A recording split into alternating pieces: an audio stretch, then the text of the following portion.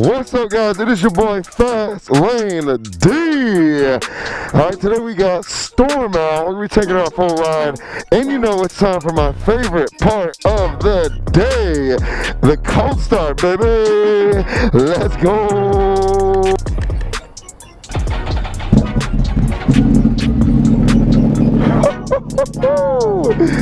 Oh, just listen to her. I want y'all listen to it. I want you to listen to that. Just listen to it. There's no other bike that sounds this good. Tell me what bike down below you think sounds better than this. I'll wait.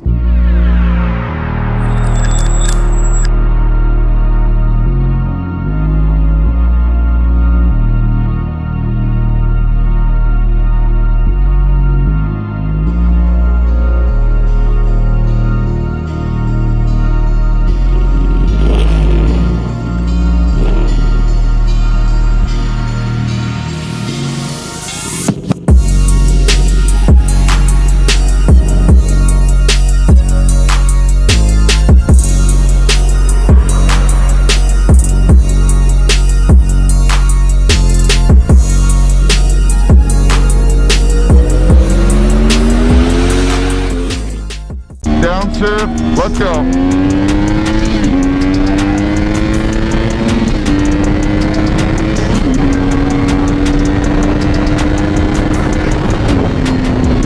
Woo! Ho-ho! That will literally never get old. What's up, guys? It is your boy FASTlaned D. Today we're going to be talking about how y'all can make money on owning bikes like these.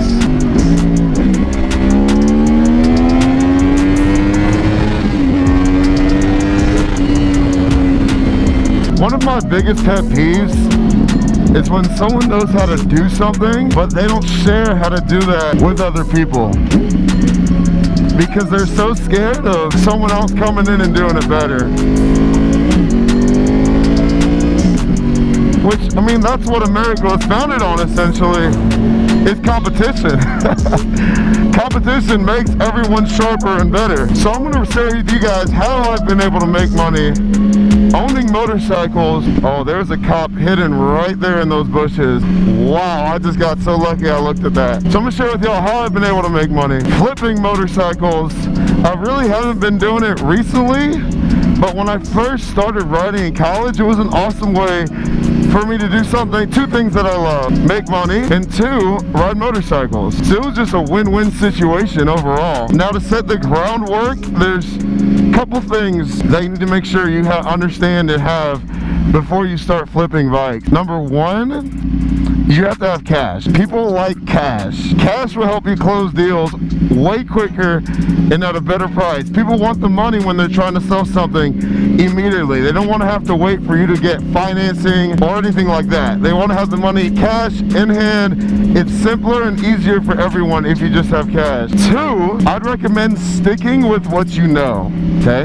So it's never a good idea to invest money in something you don't understand. If you've ridden mostly sport bikes, stick with starting with sport bikes. If you've ridden mostly cruisers, start with cruisers, dirt bikes, etc., etc., okay? Whatever you're most familiar with and comfortable with, that's what you should start out flipping. It just protects you so you don't get screwed. And three is you gotta understand your market. So you can't be up in New York trying to flip bikes in the middle of the winter. That's not how that works. Now, when I used to flip bikes, I would search on Craigslist.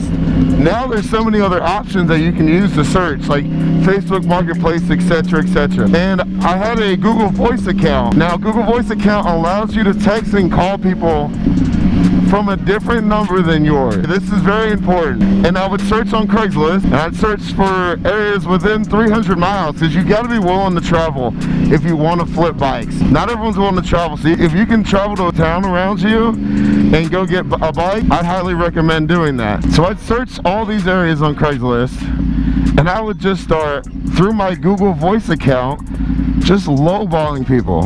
And some people are going to be upset about this. And look, if someone needs to sell the bike and that's the amount of money that they need to help them get out of a bind, then it's a win-win situation for everyone.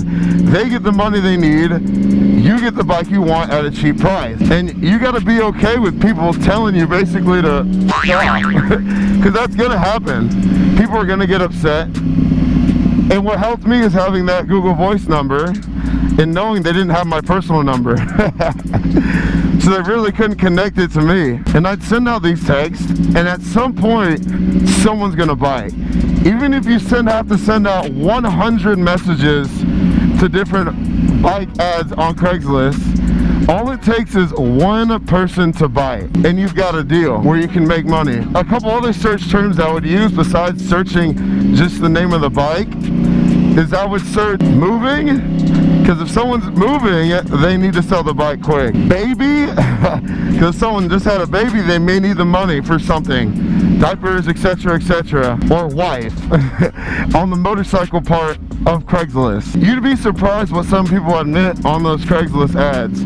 Basically saying that they're willing to sell the bike at a loss for them, and that's where you come in. Now, it's going to be easier to flip lower CC bikes just because there's a bigger market for them than 1000 cc bikes. Usually 1000 cc bikes are seasoned riders, hopefully. And most of them are smart enough to not overpay for a bike or let a bike go at a really cheap cost unless they just really need the money. When you flip entry-level bikes, there are more people that are interested in getting into riding that just want to start off and see if they like it. So that opens up your market a lot. Now, when you find the bike you like, here's where the cash comes in handy. Make sure you text or message that person on a day that you can literally go pick up the bike. Because if you tell someone, I can come pick the bike up today, if you sell it for me at this price, you're more likely to get a good response from them than if you have to wait a week or wait till the weekend or wait until the next day, because that gives them more time to think about it and deny your offer. Now, the best time to buy a motorcycle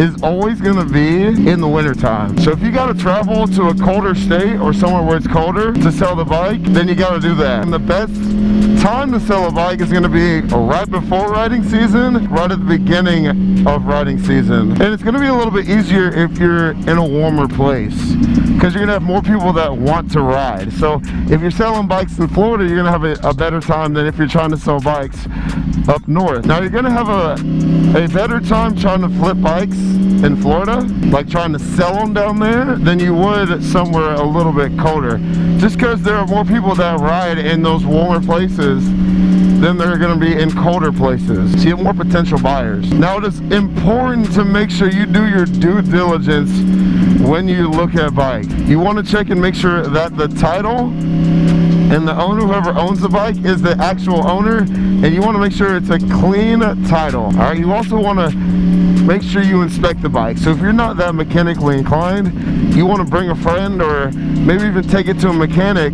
that can inspect the bike, because you never know why someone might be selling a bike. It might be falling apart on them, and they're just having issue after issue after issue and want to dump the bike. You don't want to get stuck with that bike. I've been stuck with that bike before, and it sucks. Trust me. You also want to make sure that you want to account for your holding costs. So when you're holding onto the bike and trying to sell it, your insurance, gas, etc., etc., the other expenses that come with the bike. Let's say it needs a new tire, or you want to do just some little things to it to make it a little bit easier on the resale. You got to account for those expenses. And you also have to remember when you register the bike, if you're doing it legally, okay, your fees. So I'm from Georgia, and when you buy a vehicle in Georgia, you get a 6% sales tax based on the fair market value of the bike. All right, so if you're buying an expensive bike, like that can be a couple $100 right there, that you've lost. So I'd always leave at least $500 of wiggle room for myself. So when I would find a potential bike, I'd look up the value of it. So you could use something like Kelley Blue Book, for example.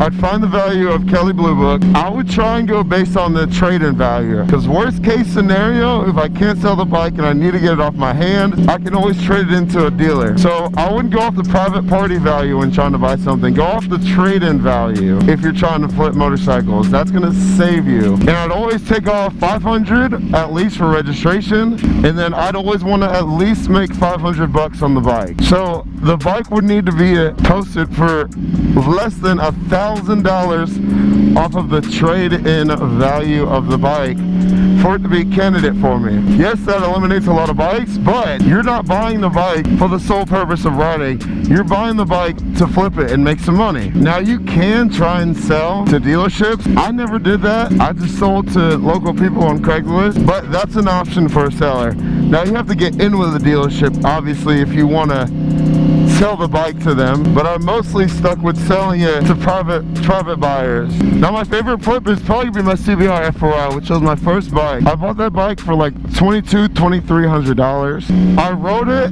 I crashed it, I didn't do the maintenance correctly on it, and after about a month of having it and putting about 1,000 miles on it, I was able to sell it for I think like $2,800 or $2,900. Now to register the bike, it wasn't that much because the fair market value on that bike was in like it's like $1,500 or $2,000 or something like that. So it really didn't cost me that much to register it. So I ended up walking away with money after owning my first motorcycle, which opened up my eyes to, okay, there might be a market for this. I like this. Oh, we're about to take off. Watch this.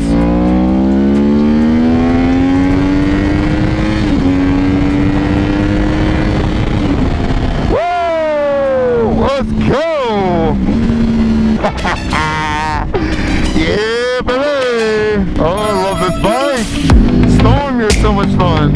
But yeah, that's all I got for you guys. If you flipped a bike before, let me know in the comments down below. What kind of bike was it? How much did you make? I want to hear them. Guys, make sure you like. That helps out the channel more than you know.